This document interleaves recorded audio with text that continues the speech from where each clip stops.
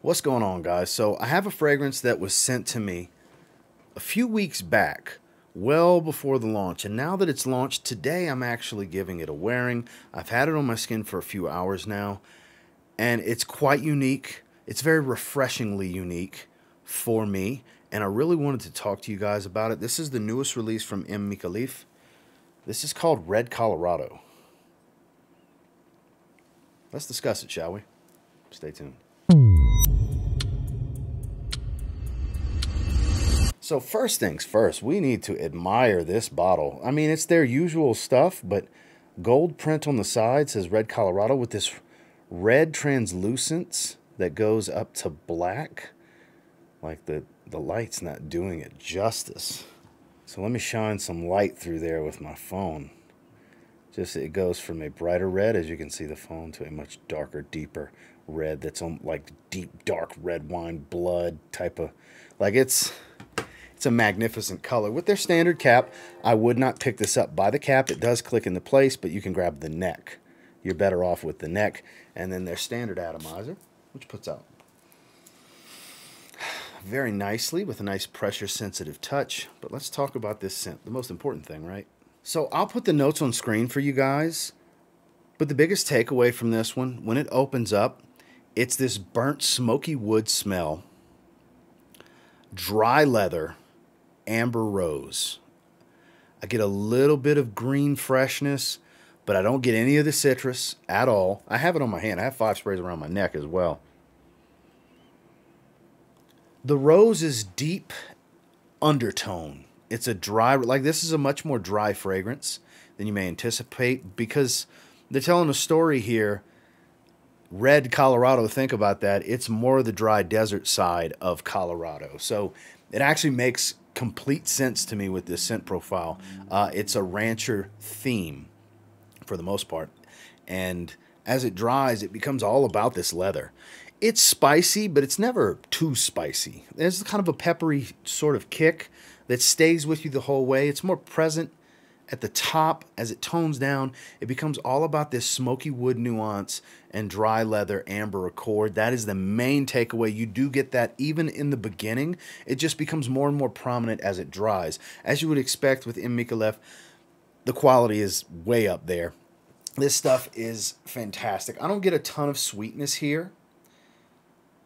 It's got vanilla in the base, but it never really takes over as being a very sweet accord, a thick, creamy vanilla, or anything like that. It really stays dominant with this smoky wood tone, because this Gaiac wood is the only thing I can take away any smokiness from, and it does stand out, so it's probably a healthy dose of the Gaiac wood.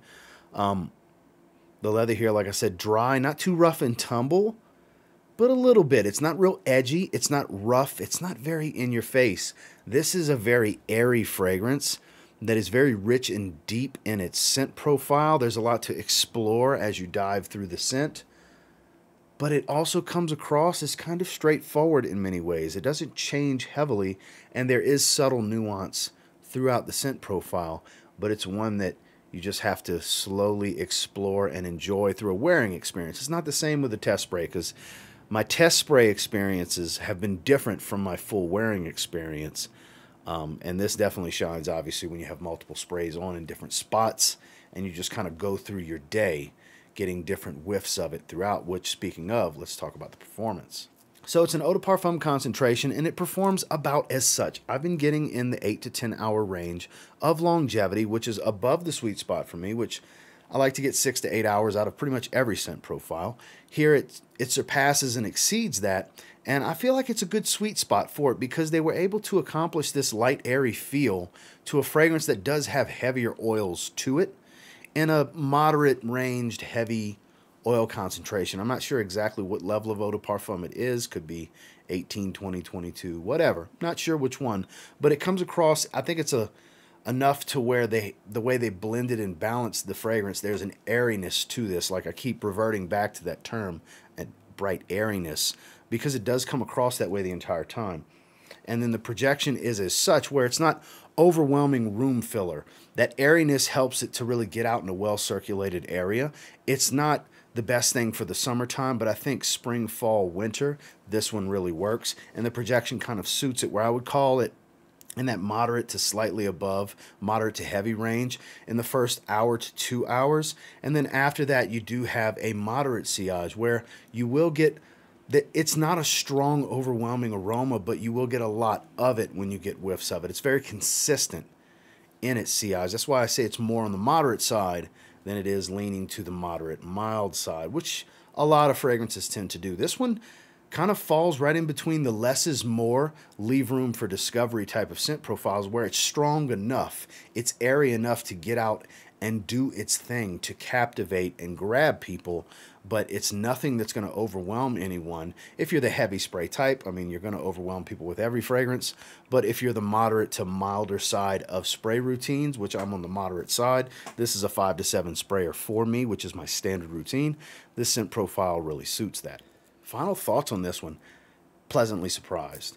Love the color and the theme. So before I ever went into, like the first time I smelled it, I went in blind as I usually do. I didn't want to know any notes. There weren't any notes available. They didn't send me anything that had a note card.